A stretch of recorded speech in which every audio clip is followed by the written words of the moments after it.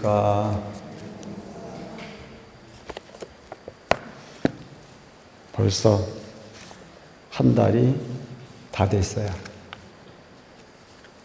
열심히 하신 분들은 보람이 있을 거고, 열심히 하는 사람들은 허무하다라고 하는 생각이 들 것 같아요. 그러니까 시간은 이래도 가고 저래도 가는 거예요. 근데 시간을 흘려보내는 삶을 살 거냐, 시간을 내 시간으로 만들 거냐. 이게 간단한 것 같지만 결코 쉽지 않은 부분이다. 내 마음을 어떻게 쓰느냐라고 하는 부분이. 그렇게 불교가 사실은 그거거든요. 내가 시간을 내 걸로 만들어 갈 거냐, 흘려보내는 시간으로 그냥 그렇게 관망할 거냐. 근데 어떤 게 견고한 삶일까를 한번 고민해보고, 어떤 게 견고한 삶일까? 부처님은 우리에게 가르치고자 했다라고 하는 부분은 세상이 영원하지 않다. 무상이라고 하는 부분은 무상. 재행무상이래. 이 세상의 모든 부분은 다 변한다. 이게. 변하는 가운데 착각 속에 빠져 있는 게 하나 있다. 이게. 주변의 모든 게 다 변하는데 나는 안 변할 거다. 꿈 깨야죠. 남이 변하는 걸 보고 내가 변하는 부분의 사실을 깨달아야 돼. 내 부모가 가시는 모습을 보고, 내 주변에 가시는 모습을 보고, 권력을 가진 사람이 가는 걸 보고, 부를 가진 사람이 가는 걸 보고, 잘생긴 사람이 죽는 걸 보고, 건강한 사람이 건강이 무너지는 모습을 보고, 이 세상이 그런 거다. 그런 부분을 보면서 나를 거기다 대입을 시켜야 되거든. 아니구나. 그럼 나는 어떻게 살아야 될꼬? 그러니까 부처님이 우리와 달랐던 부분은 바로 그거예요. 부처님이 깨달음을 얻었던 본질은 사문유관의 그 바탕이 있다. 이게. 사문유관상. 그 사문유관상의 본질은 뭐냐면 생로병사였어요. 노인이 늙어 죽어가는 모습을 보면서 왜 늙을까? 아픈 사람이 병든 모습을 보고 왜 아플까? 저 들판에서 곤충이 날짐승에게 잡혀 먹이는 모습을 보면서 약육강식은 왜 있을까? 왜 고통이라고 하는 부분 우리와 함께할까? 왜 우리는 영원하지 않을까? 왜 다를까?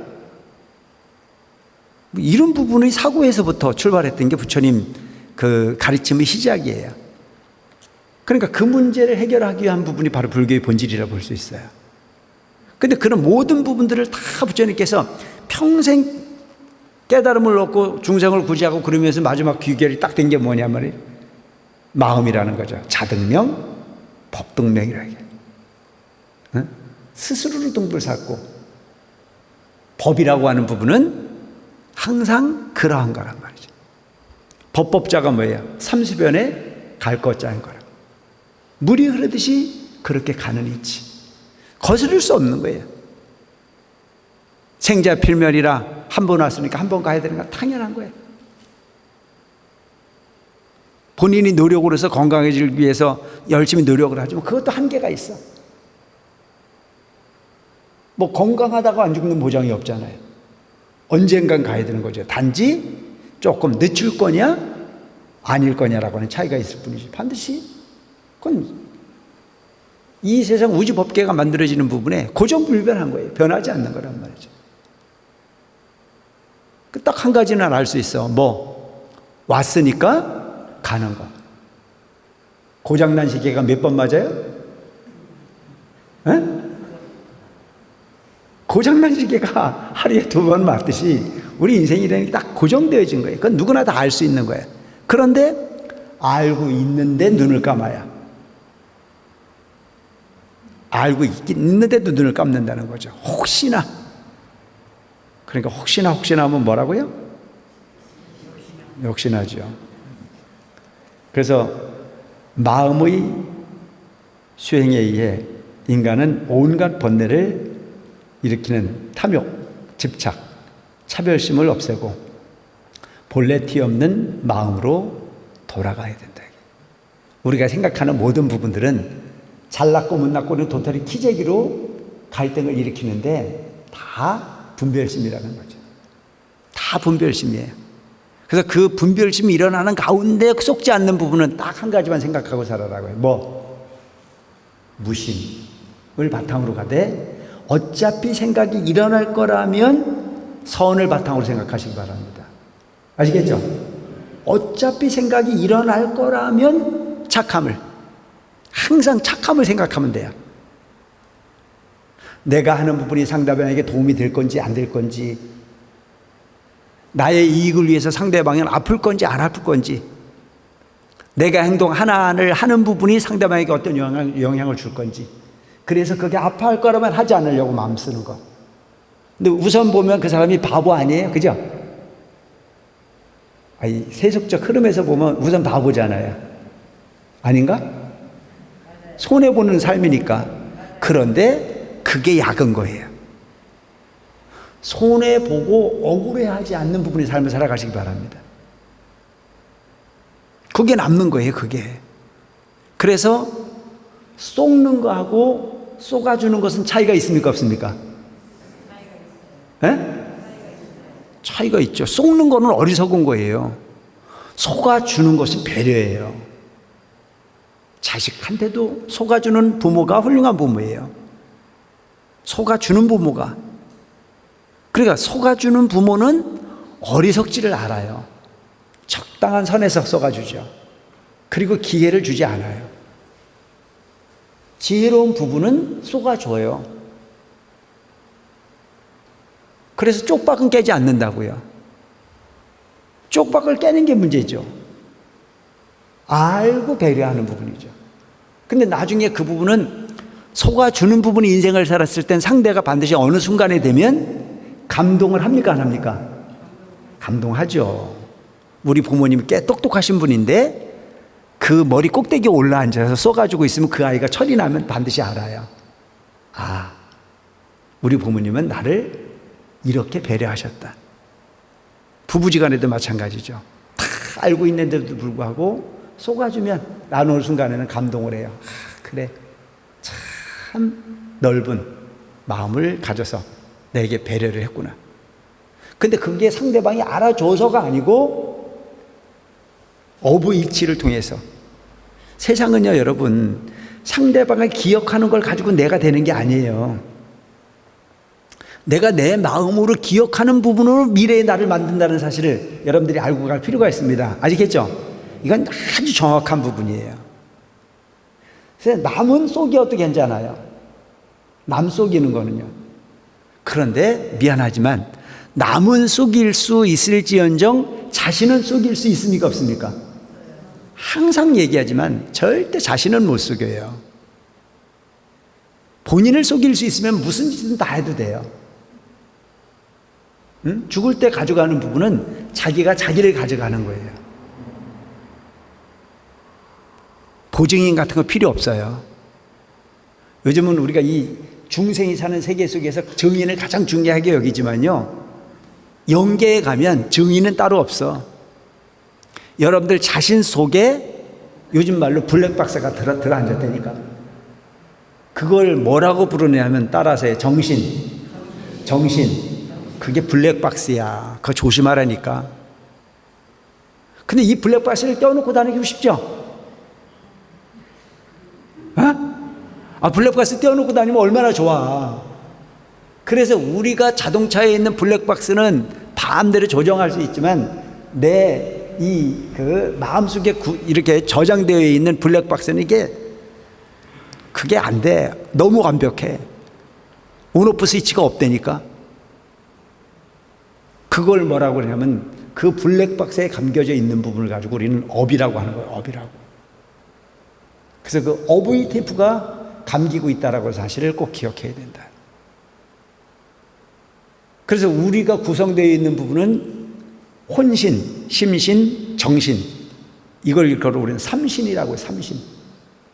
삼신 할매가 점집에서 나왔다고 그러니까 삼신 할매가 딸이 있는지라는데, 부처님 가르침은 처음부터 끝까지 가만히 보면 완전히 셀프예요. 참 신기해. 나라고 하는 부분이 구조가 무궁무진한 능력의 주인공이야. 그러니까 여러분들 마음속에 계속 내가 강조하잖아요. 10법계의 주인공이다. 법계가 구족했다. 여러분들한테 신기하죠. 그러니까 부처님도 6년의 고행 끝에 깨달음을 얻으시고 난 이후에 일설이 뭐였어요? 일설이 깨닫고 나서 보니까 희유하고 나서 참 희유해. 뭐가? 일체중생의 마음속에 부처가 드러나졌거든. 법계가 거기 있었거든.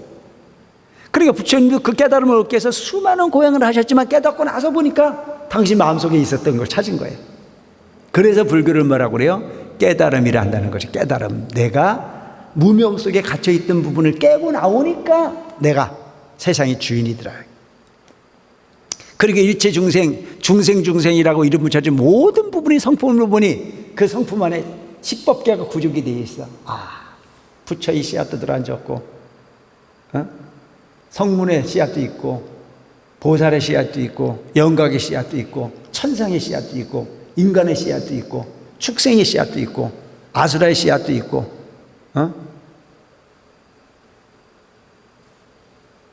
지옥의 씨앗도 있고, 악의 씨앗도 있고, 뭐 있더라 이거죠.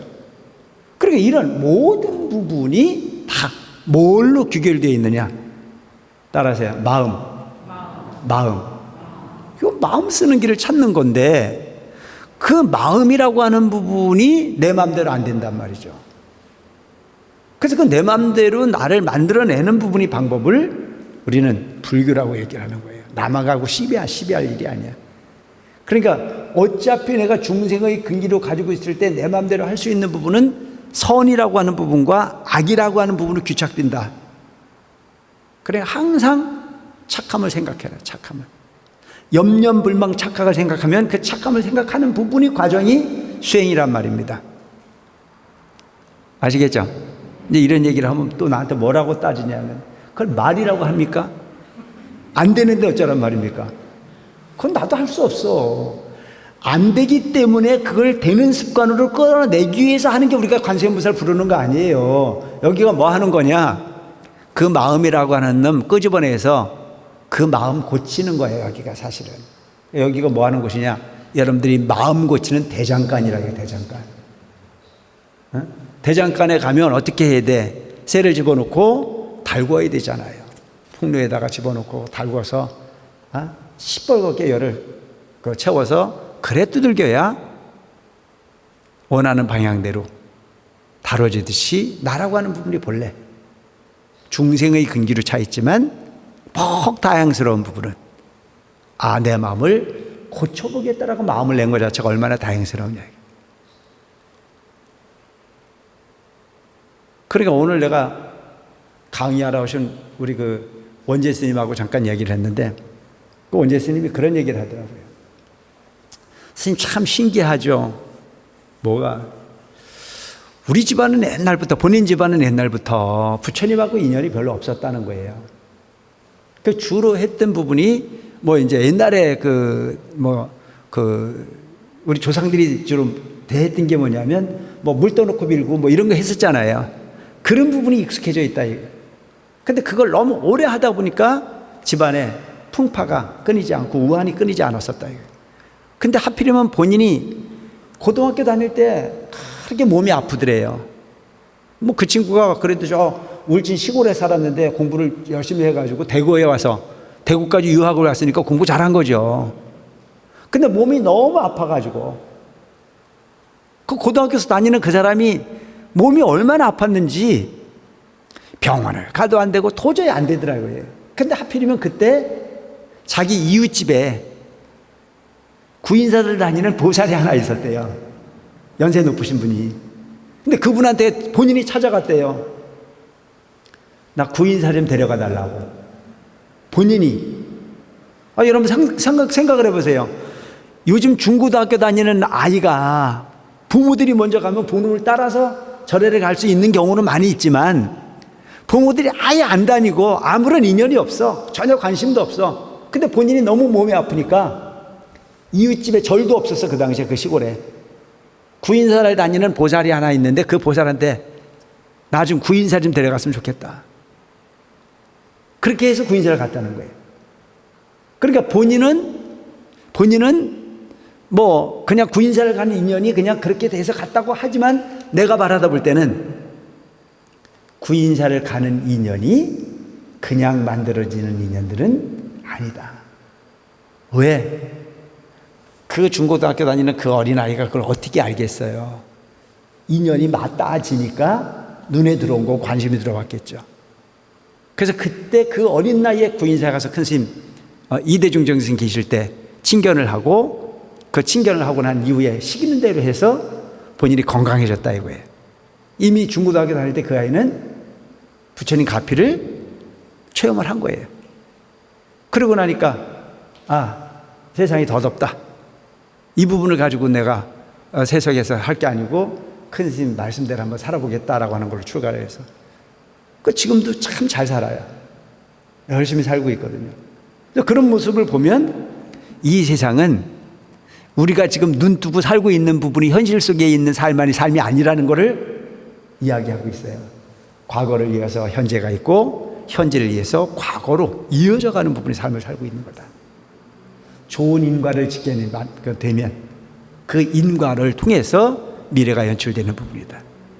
그러니까 그 인과는 처음부터 끝까지 셀프라는 거예요. 어느 경우에 가서 떨어지든지 간에. 그러니까 제가 한 말에 그런 말을 했잖아요. 대주사님 앞에 우리가 설명한 내용 중에 우리가 지금 공부한 내용 중에 그런 내용이 나왔잖아요. 너희들이 나를 만나게 되는 부분은 세상에 어떤 부분이 대가를 치더라도 그 대가보다 큰 거다. 그러니까 퍼즐 맞춰지듯이 그렇게 찾아가는 부분이래요. 우리 지금 회장님도 나와 계시지만 또 뭐 여러 인연들이 있지만 아주 여기하고 전혀 관계가 없는 부분인데도 불구하고 누군가의 인연을 통해서 당신 여기 필요한 사람이니까 와서 좀 뭐 좀 하세요 라고 말하는 부분도 이야기한다고 듣겠냐고요. 인연이 있으니까 어떤 이유를 통해서든지 인연이 있으니까 와서 그 역할을 하는 거죠. 그러니까 모든 인연에 대한 부분을 우리가 어떻게 생각해야 되는 거냐면 참 감사하다는 생각을 가지고 살아보라는 얘기예요. 이만해도 다행이다. 그래서 그럴 때 쓰는 게 뭐예요? 천만다행. 나는 어떻게 보면 그런 그 대리사님 말씀이나 이런 부분을 들어보면 참 신기한 거예요. 퍼즐 맞추듯이 인연이 있는 사람은 그렇게 찾아가는 부분이 인연이 될 수 있는 부분이다. 명상, 삼매와 같은 실천 수행으로 가아를 벗어나서 무한한 생명인 본래의 참나를 발견하고 영원한 진리 경지에 이르도록 해야 하느니라. 명상, 삼매 이와 같은 그 실천 수행을 통해서 거짓나. 어떤 게 거짓나예요? 여러분들이 앉아있는 현실이 다 거짓나야. 착각하지 말라고. 얼굴이 이뻐 분들 몇 년이나 이쁘겠어? 내 말 맞아 안 맞아? 잘나 분들 얼마나 잘났겠냐고. 역사적으로 수많은 인물이 잘난 척하고 갔지만 그림자도 하나 없어. 거짓나란 말이야. 거짓나. 그래서 생야일편 부운기요 사야일편 부운멸이다 이랬거든요. 낫다라고 하는 부분은 한낱 구름이 모여진 부분이요, 죽었다라고 하는 부분은 한낱 구름이 흩어진 거나 마찬가지다. 저 하늘에 있는 구름을 보고 무섭다는 사람도 있긴 있는데 그 구름은 형체가 시시각각 변해요. 그리고 그 부분은 구름이 실상이 아니야. 지구에서 이 땅덩어리에서 수증기가 발생을 해서 열기를 통해서 차고 올라간 부분이 일시적으로 찬 공기를 만나서 잠깐 동안 그렇게 응결되어진 기체의 모습으로 나타나 있는 모습이야. 어느 환경이 되면 그것이 결정체가 커져서 비로 내리거나 찬 공기를 만나면 눈이 돼서 내리거나 내지는 우박이 돼서 내리거나 내지는 그 부분들이 부딪혀서 천둥 번개를 일으키는데 천둥도 또한 잠깐 일어나는 현상일 뿐이요 번개도 또한 잠깐 일어나는 현상일 뿐이다. 그러니까 이렇게 얘기를 하면, 그건 그거고 나는 나죠. 찰나지간에 변화를 일으키는 부분이 구름의 모습이라면, 나라고 하는 부분도 어머니 배 바깥에 나오는 순간부터 변해야 안 변해요? 우리는 그 변하는 모습을 보고 뭐라요? 큰데요. 큰데요. 또 다 크고 나면 줄어야 안 줄어요? 줄잖아요. 구름이 모여진 부분이라 우리가 붕쳐졌다가 흩어지는 부분이랑 뭔 차별이 있어요? 근데 우리는 그 일시적인 현상 동안에 잠깐 동안 주어진 인연을 가져가면서 그것이 견고할 거라고 하는 착각 속에 머물러 있는 부분이 문제라. 그런데 이와 같은 착각을 무엇으로써 극복할 수 있느냐? 삼매나 명상을 통해서 거짓 나라고 하는 부분을 벗어버릴 수 있어요. 그럼 참선이나 명상을 통해서 우리는 뭘 만날 수 있을까요? 마음을 볼 수 있겠죠. 마음을 발견하는 거. 그걸 심즉 시불이다. 나머지는 다 거짓이고 오직 자아의 본성이라고 하는 한 부분이 남을 부분이다. 그래서 무한한 생명인 본래의 참나를 발견한다 이거죠. 이걸 불성이라고 얘기하고 참나라고 이야기하고 진여라고 이야기도 하고 영어는 여러 가지일 수 있는 부분이겠죠. 우리가 윤회를 하는데도 그 윤회의 본질은 바로 그 부분이 윤회를 하는 거란 말이죠. 이 육신 덩어리가 윤회를 하는 거 아니야. 이건 여기서 잠깐 동안 얻은 거기 때문에 여기 다 놓고 가. 그걸 우리는 사대, 그 사대를 걸어 우리는 지, 수, 화, 풍. 지금은 네 거 내 거가 있지만 어느 세월이 지나고 나면 네 거 내 거가 없어요. 똑같이 흙으로 돌아가고 똑같이 물로 돌아가고 똑같이 바람 기운으로 돌아가고 똑같이 열기로 그냥 그렇게 반납을 하고 갈 뿐이다. 그걸 뭐라고 하느냐? 질량 보존의 법칙이다. 여기서 얻었기 때문에 여기 두고 하는 거예요. 그러니까 우리가 흔히 보면 반야신경에서도 우리가 맨날 하잖아요. 불생불멸, 불구부정, 부증불감. 나고 오는 법이 아니고 부증불감. 늘어나는 것도 아니고 줄어드는 것도 아니야. 우리 그대로야. 먹은 거대로 돌려주게 돼 있고 먹은 거대로 힘쓰게 돼 있고 이게 다 그렇게 되겠는 거예요. 불구부정이야. 더럽고 깨끗한 게 없어. 더러운 게 깨끗해지는 거고 깨끗한 게 더러워지는 거고. 돌아야 안 돌아요? 다시는 만나지 말자고 우리는 화장실에 맨날 가서 버리고 오잖아요. 그죠? 근데 그 부분을 더럽다고 우리가 소위 코를 틀어 막지만 그게 순환에 또 그 부분을 또 만나고 또 만나는 부분이 우리 삶이라 이거예요. 그래서 그와 같은 부분이 진리를 깨닫고 나면 뭐가 차별을 했죠? 크다는 걸 좋아하고 적다는 걸 싫어하고 늙는 거 싫어하고 젊은 거 좋아하고 잘생긴 거 좋아하고 안 생긴 거 싫어하고 다 이래 하지만 그게 전부 다 어떤 거예요? 궁극으로 돌아가면 한 모습인데 나타나는 현상을 통해서 우리는 그 마음을 갖다 뺏겼어야 안 바꿨어요? 그 마음이 구름이 꼈다 벗겨졌다 했어야 안 했어요?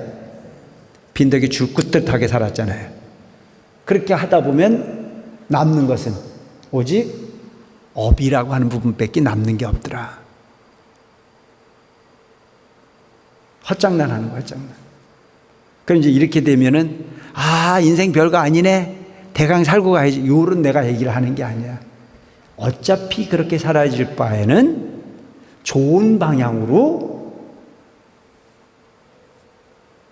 형태를 남길 수 있도록 하자. 영원한 게 아니니까. 잠깐 동안 연극하고 가는 거니까. 그래서 이번에 배역 연습을 잘하자. 그리고 미래의 진정한 어떤 역할을 통해서 더 가까이 악업의 주인공이 되지 말고 선업의 주인공이 될 수 있도록 노력해 가보자. 아마 이게 대리사님께서 가르치고자 했던 어떤 핵심이 아닐까. 그래서 이렇게 영원한 진리 경지에 이르도록 해야 하느니라.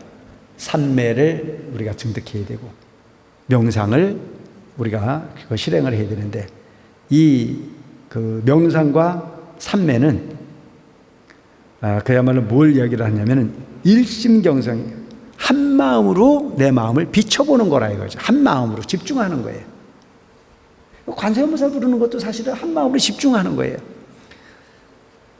좀 전에 제가 목탁을 찍고 관세음보살을 부를 때 여러분들이 아마 이렇게 어떤 모습으로 이해를 하셨는지 모르지만 틈을 주지 않고 이어가는 거예요. 틈을 주지 않고. 그러면 딴 생각이 들어올 수가 없겠죠. 그렇게 자꾸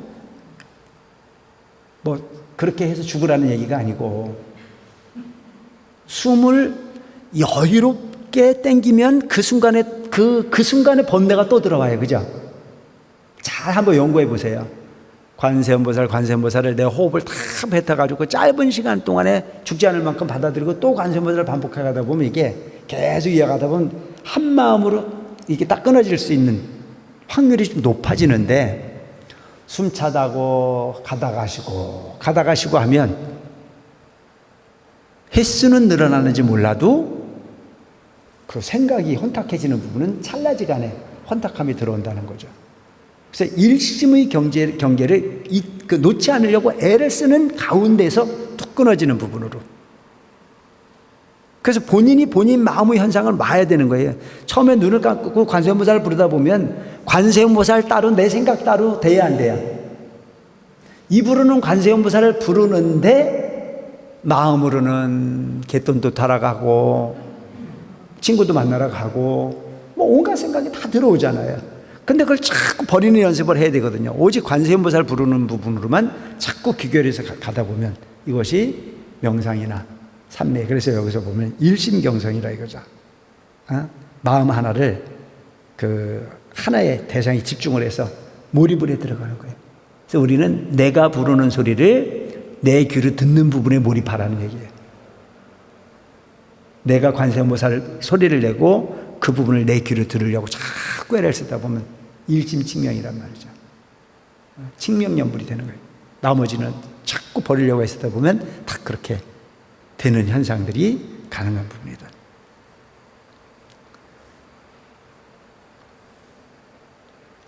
사람마다 마음 밑바닥에 선한 것이 본질적으로 갖추어져 있으며 일견하여 나쁜 사람같이 보여도 본성에는 부처가 될 수 있는 훌륭한 소질을 갖고 있는 것이니라. 불교란 것은 불성을 발굴하는 가르침이며 그 위에 발굴한 불성을 더 갈고 닦아서 광택을 내는 가르침이니라. 그러니까 여러분, 사람 차별하지 말라는 얘기예요. 나쁘다고 말하는 사람 가운데도 착한 마음이 있어요. 그래서 여기 지금 대주사님 말씀은 뭐냐면, 사람마다 저 마음 밑바닥에는 뭐가 있냐면 선한 본질을 가지고 있다. 선한 본질을 가지고 있어. 그리고 법계구족이라는 말이 그러잖아요. 부처의 성품에 이르기까지 다 거기 내재되어 있으니까. 일견, 한번 바라다 본다 이거죠. 한번 바라다 보면 한 마음 속에 그 착한 마음이라는 자체를 탁 찾아보면 거기에 있다. 적은 나쁜 사람같이 보여도 한면을 보면 본성에는 부처가 될 수 있는 소질을 가지고 있다. 일체중생 시료 불성이라. 그래서 여러분, 법화경의 상불경 보살의 한 말이 틀리지가 않아요. 아무리 못된 사람을 봐도 당신은 부처님입니다. 당신은 언젠가 꼭 부처가 될 수 있습니다. 라고 봤다 이거예요. 근데 우리는 우리끼리 부처님 믿는 사람끼리 미워해요. 저건 절에 오면 안 되는 놈이라 이거죠. 저건 아주 재수없는 놈이라 이거예요. 그거 업이야. 아무리 못됐어도 저 사람이 저렇게 절에 와서 어떤 못된 짓을 했어도 언젠간 저 사람도 개과천선을 하겠지. 언젠가 그 사람 마음속에 불성을 회복하면 부처님과 다르지 않음이 그한테 있어. 이렇게 볼 수 있는 마음을 가지고 보라는 얘기입니다. 아시겠죠? 밖에서 이런 얘기하는 건 참 뭐하지만 아무리 못된 사람도 절에를 왔다는 얘기는 일견 착해보겠다는 마음이 있으니까 왔겠죠. 안 그런가요? 에? 아무리 못됐다고 말하는 사람도 그 사람이 이 절 안에 들어왔으면 목표는 있었을 거 아니에요. 그 목표는 뭘까요? 부처님 같은 마음을 한번 내보겠다는 목표가 있어서 왔겠죠. 그런데 아직은 착한 기운이 성숙하지 않아가지고 좀 덜 보일 수 있지만 그 한 마음을 일으킨 것만큼은 우리가 높이 평가하자는 얘기입니다. 너무 말도 안 되는 소리예요? 맞아, 그 마음. 그래서 우리가 차별을 하지 말아야 돼. 참 이거 감동스러운 이야기예요. 감동스러운 이야기. 우리는 누구를 차별할 수 있는 권리가 우리한테는 없어. 착하다고 말하는 사람도 가끔은 엄한 짓을 해야 안 해요. 착하다고 평가받는 사람도 가끔은 못된 마음이 있어 없어? 많아. 자꾸 그걸 감출 뿐이지. 있어요, 그 본성이. 부처가 될 수 있는 훌륭한 소질을 갖고 있느니라. 불교라는 것은 불성을 발굴하는 가르침이며 불성을 발굴하는 거예요. 우리는 광산 같은 거야. 저 광산에 그 보석이 여러 가지 그 부분으로 이렇게 그 섞여 있잖아요. 그 부분을 캐내서 가공하고 재련하는 거잖아요. 그래서 보석을 만들어낼 수 있듯이 우리 마음속에는 그 10법계의 성품을 가지고 있지만 그 중에서 모든 부분을 다 제어해서 재련해내고 그리고 불성이라고 하는 성품을 오롯이 발굴해내기 위해서 노력하는 거다. 그것을 불교라고 한다. 그 위에 발굴한 불성을 더더욱 갈고 닦아서 불성이라는 것을 갈고 닦아서 광택을 내는 가르침입니다. 우리 중생 마음속에 있는 광택을. 여러분들이 지금 관세음보살 부르는 것은 바로 그걸 광택을 내는 작업입니다. 그리고 여러분들이 부처님의 계율을 마음속에 간직하고 있는 부분이 바로 부처님 가까이에 다가서는 내가 부처님 가까이로 다가설 수 있는 그런 행위가 될 수 있다는 것을 우리가 생각할 필요가 있다.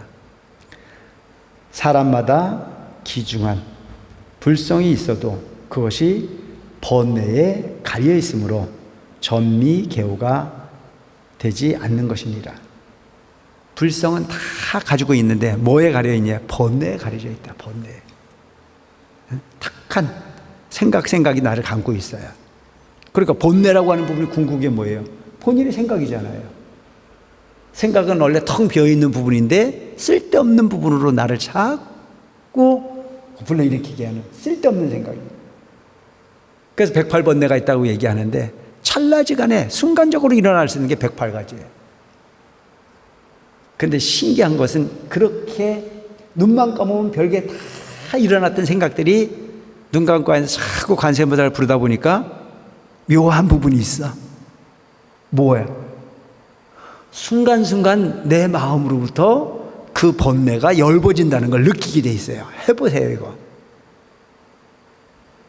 전에는 전혀 택도 아닌 소리였어. 이거 빠지고 나면 저게 오고 저게 빠지고 나면 이게 나오고 뭐 밤새도록 들끓었었는데 오랫동안 하다 보면 내가 마음을 그치고 싶으면 어느 정도 이렇게 그쳐지는 부분들이 보여지잖아요. 참 묘하죠. 그 희망이 있는 거예요. 가끔 관세음보살 부르다가 졸아요, 안 졸아요? 희망이 있는 거예요. 그렇게 가는 거예요, 그렇게. 좋은 것도 사실은 마음이 모여지니까 좋을 수 있죠. 생다지는 졸지도 않아요. 차라리 누워 잠은 잤지 그게 안 되는 경우가 있어요. 비몽사몽. 그러니까 여러분 이게 그 시간이 자꾸 가야 돼. 처음에는 해보면 어떤 사람이 그래. 아유 제발 잠이라도 좀 왔으면 좋겠다. 안 된다, 이거 안 된다. 생다지로. 근데 그 생다지로도 해도 가피는 있더라고요. 신기해요. 뭐 옛날에도 내가 얘기했지만 수년을 살았는데도 아직도 눈 못 감는 사람이 있어. 눈만 감으면 궁금해 죽겠대요.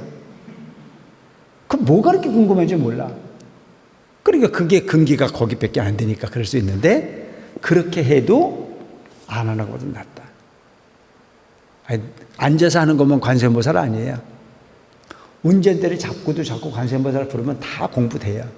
설거지하면서 자꾸 관세음보살 부르면 마음이 모여져요. 노는 입에 염불 한다는 말이 그 말이잖아요. 자꾸 하면 공해져. 안 하니까 문제인 거지.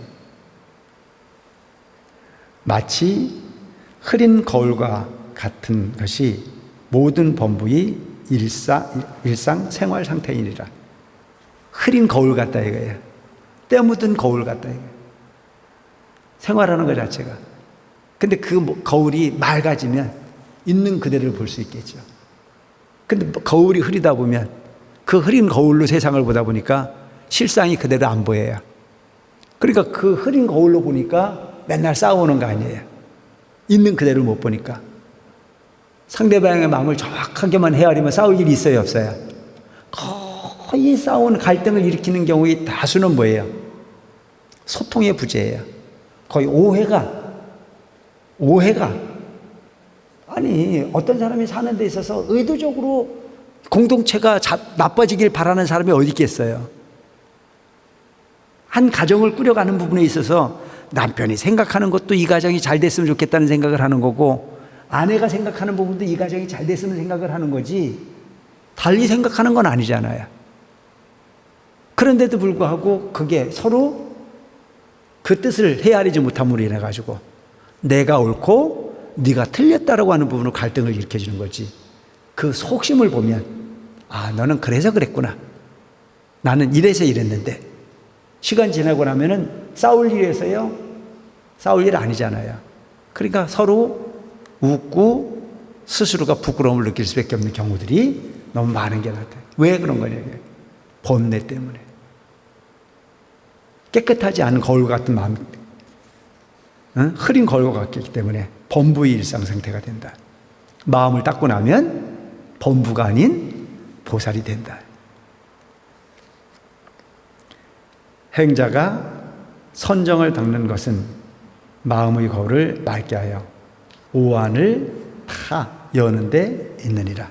여기서 행자는 뭐냐면 수행하는 자, 불도를 닦는 자, 이걸 행자라고 얘기를 해요. 불도를 닦는 사람이 선정을 닦는 것은 마음의 거울을 맑게 하여 5가지의 눈이 있다 이게요. 오한을 여는 데 있느니라. 이 5가지 눈이라는 자체는 알력이라고 얘기를 하는데, 첫째 눈으로, 어떤 우리 현재의 눈으로 어떤 나타나는 현상을 보는 것을 걸어서 우리는 육안이라고 해요. 육안, 고기 육자, 육신의 눈을 통해서 보는 걸 육안이라고 얘기를 하고, 인연과 인과의 원리를 따라서 이루어진 현상적 차별을 볼 수 있을 뿐 실체를 보지 못하는 천안. 그러니까 인과를 알아, 인과. 그런데 완벽한 진리의 눈을 뜬 건 아니야. 그걸 일컬어서 천안이라, 천안. 공의 원리는 보지만 중생을 이롭게 하는 도리를 보지 못하는 것을 해안이라고 하네, 해안. 또 다른 일을 깨달음에 이르기까지는 하지만 가행도를 알지 못하는 부분을 법안이라고 한다는 거죠. 그리고 모든 것을 보고 모든 것을 다 아는 것을 일컬어서 불안, 부처눈이라는 거죠. 이렇게 5가지 눈이 열리게 되어 있다. 수행을 하는. 선정을 닦으면 이 5가지 눈을, 단계가 있는 거예요. 그러니까 깨달음의 눈이라는 자체가 그냥 무조건 바로 부처님 같은 눈을 뜨는 게 아니라는 거죠. 우리가 그냥 일상적인 중생의 눈을 뜨고 있는 부분을 걸어서 우리는 뭐라고 부르냐, 유관이라고 얘기를 하고, 인과의 법칙을 아는 부분을 걸어서 천안이라고 얘기를 하고, 공의 원리로서 중생을 이롭게 공의 원리는 깨닫긴 했지만 중생을 이롭게 할 수 있는 이치로서 볼 수 있는 부분까지 열리지 않은 걸 걸어서 우리 해안이라고 얘기를 하고, 깨달음에 이르기는 하지만 아직도 그 부분을 더 보태서 행을 보탤 수 있는 부분까지 알지 못하는 부분을 법안이라고 얘기하고, 모든 것을 다 아는 부분을 불안이라고 얘기한다. 보면 알아. 어떻게 되면? 부처님 눈이 되면. 그 단계가 5가지 오한을 다 여는 데 있느니라.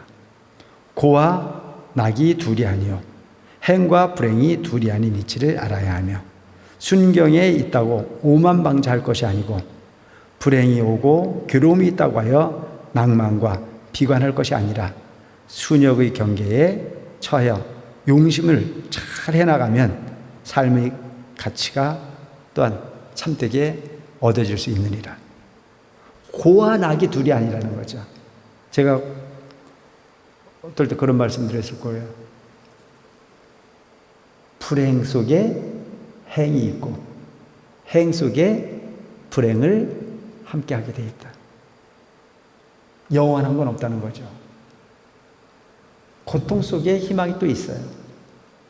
절망 속에 희망이 생기죠. 만날 좋은 게 아니에요. 행 속에 불행이 있어요. 그래서 인간만사 세옹지마다. 비유가 너무 기가 막힌 거예요. 인간만사 세옹지 말아요. 밤이 깊으면 새벽이 오는 거예요. 해가 중천에 뜨면 밤이 또한 기다리고 있는 부분이다. 겨울이 깊어지면 봄이 가까이 와 있는 거예요. 여름이 극에 달하면 가을이 가까워지는 거예요. 참 묘하지 않아요? 좋은 게 영원히 좋을 수가 없어요. 그래서 여러분, 내가 여유로울 때 미래를 준비할 줄 아는 사람이 지혜로운 사람이에요. 행복할 때 불행을 대비하는 사람은 영원히 행복할 수 있어요. 잘 될 때 공덕을 생각하는 사람은 영원히 공덕의 주인공일 수 있어요. 근데 잘 될 때 그걸 활용할 줄 몰라요. 영원할 줄 알아요. 이 세상에 영원한 건 없다고 그랬잖아요. 그 제가 여러분들한테 가끔 그런 얘기를 하잖아요. 부자는 부도가 날 수 있지만 거지는 부도가 날 일은 없다. 그러니까 우리가 조심해야 될 게 뭐냐면 여러분, 젊었을 때는 돈이 잘 벌린다 그러잖아요. 젊었을 땐 돈이 잘 벌린다 그래요. 근데 나이가 들면 돈이 안 벌린다면서요. 왜 그럴까요? 이유가 있어요. 젊었을 때는 수레가 가다가 뒤집어져도요, 바로 세우면 돼요. 망할 일이 별로 없었거든요. 그렇지 않나요? 수레에 실린 게 별로 없어요. 그럼 가다가 뒤집어져도 그냥 다시 얹으면 돼요. 근데 수레에 꽉 실었어요. 아주 높이 실었거든요. 굴러가는데 힘겨울 정도로 아주 힘겹게 끌고 가고 있어요. 근데 이놈에게 뒤집어졌어요. 그럼 어떻게 해야 돼요? 짐 풀어놓고 처음부터 다시 쌓아 올려야 되잖아요. 그렇기 때문에 어려운 거예요. 그래서 어떤 사람이 그런 얘기를 하더라고요. 적당히 끌고 가면 몸도 안 아프대요. 적당히 끌고 가면. 그러니까 그 밸런스가 잘 안 맞으면 그와 같은 운이 없는 사람이 그 이상을 끌고 가면 무리수가 생긴다는 거예요. 신기하죠? 근데 거기에 치여 죽어도 못 버린대요. 뭐 때문에? 따라하세요. 탐심이 그래요, 탐심. 그게, 내가 그 얘기 들어보면, 참, 그럴 수 있겠다. 그래서 보면, 그릇대로 사는 게 맞아요. 욕심을 조금 내려놓고, 나이가 들수록, 세월이 갈수록, 조금은 비우고 가는 부분이 행복일 수도 있다. 너무 앞만 보고 뛰다 보면, 삶이 뭔지도 모르는 그런 부분들의 경우들이 많이 생길 수 있다.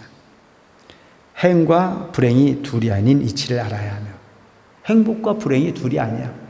지금 얘기했잖아요. 행복 속에 불행이 있고 불행 속에 행복이 있어. 순경에 있다고. 여기서 순경이라는 자체는 무슨 뜻이냐면, 순경은 마음 먹은 대로 되는 분. 마음먹으로 되는 부분을 우리 순경이라는데, 마음먹은 대로 되는 부분에 있다고 해갖고 오만방자할 것이 아니라, 이게 불행이 오고 괴로움이 있다고 해야 낭망할 것 따위 절망하지 말아요.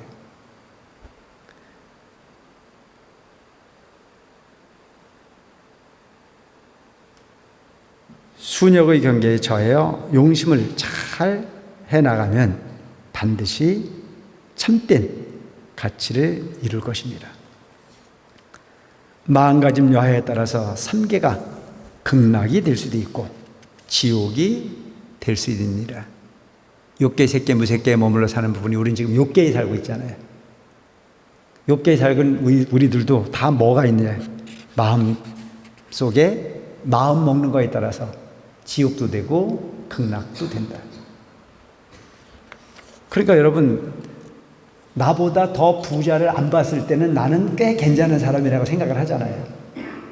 근데 나보다 더 큰 부자를 보면 본인 스스로가 무슨 생각이 들어요? 적은 느낌을 갖잖아요. 마음에 속지 말아요. 그게 마음에 썩는 거예요. 내가 하루 세끼 밥 먹는데 부족함이 없으면 그걸로 됐지. 뭘, 나머지는 다 욕심이잖아요. 그럴 이유가 없는데도 불구하고 그렇게 치달아가야. 그래서 여기 보면 마음가짐 여하에 따라서 삼계가 지옥도 되고 극락도 된다. 마음 쓰는 거에 따라 있지 지옥과 극락은 따로 있지 않다라고 하는 말씀을 하고 계세요. 우리 마을에서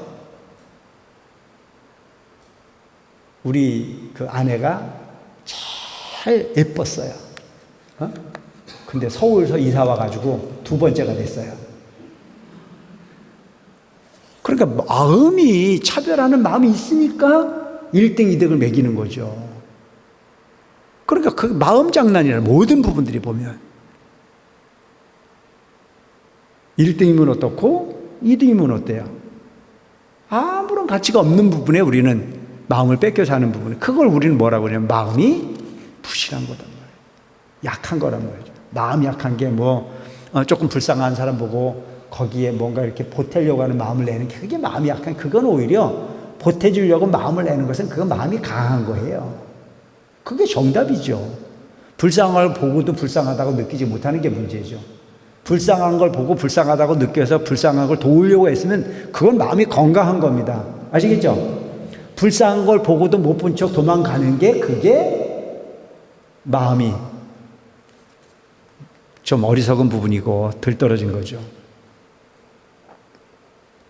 신법으로 몸을 닦으며, 신법으로 마음을 찾으며, 신법으로 한없는 중생을 제도하며, 신법으로 법륜을 전하여 영원한 이상세계를 건설해야 하느리라. 여기서 신법이라는 자체는 뭐냐면은 마음의 인식작용. 여러분들이 마음으로 몸을 닦으며, 마음으로 신법으로 마음을 찾으며, 신법으로 한량없는 중생을 제도하고, 신법으로 법륜, 부처님의 진리를 굴리고, 이것이 이렇게 이상세계를 건설해야 된다. 마음 놓치지 말아야 해.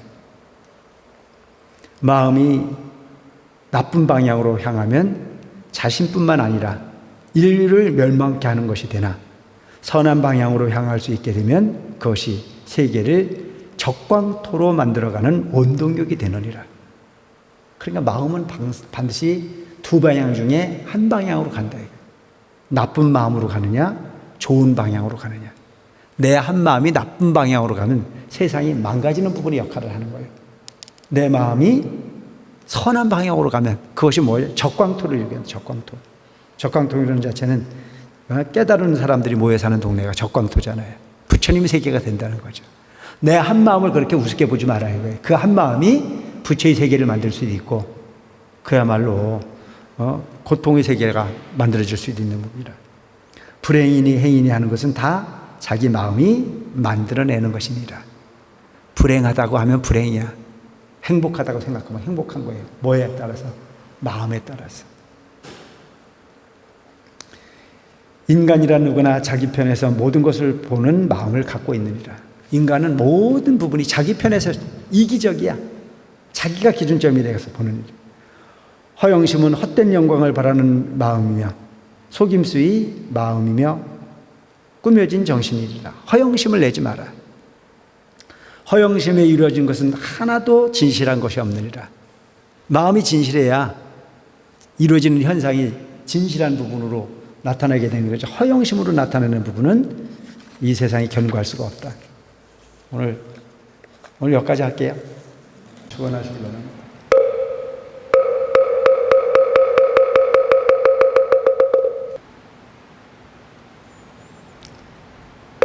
관세음보살 관세음보살 관세음보살